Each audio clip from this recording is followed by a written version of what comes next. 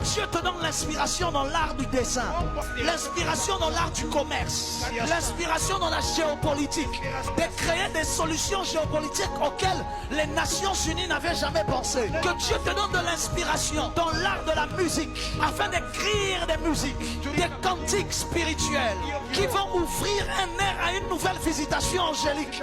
Que Dieu te donne de l'inspiration dans le domaine de l'artisanat, qui travaille le bois, capable de créer des meubles dont on ne savait même pas qu'on avait besoin.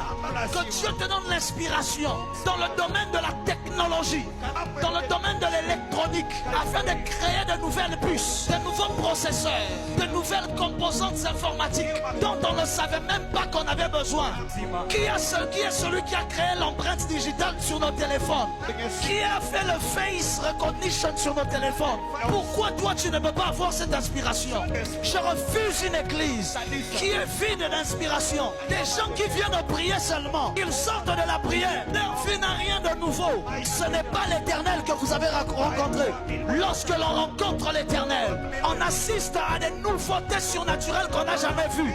Ton amen n'est pas arrivé ici devant. Que Dieu te donne l'inspiration dans le domaine de l'écriture, afin d'écrire des choses qui deviendront des traités pour des nations, qui seront intégrés dans l'éducation nationale, qui seront intégrés dans les écoles. Que Dieu te donne l'inspiration dans la poésie, dans l'art, afin que tu remplaces Shakespeare, que tu remplaces Voltaire, que tu remplaces tous ces morts. Leur inspiration est vieille, elle est obsolète. On a besoin de nouveaux Shakespeare, on a besoin de nouveaux Voltaire. Des hommes qui ont une inspiration, mais qui ne viennent pas de l'occultisme, pas de loges franc-maçonniques, qui ne viennent pas des fils de Caïn, mais qui viennent des fils de Seth, des fils de l'Éternel, de la descendance d'Abraham.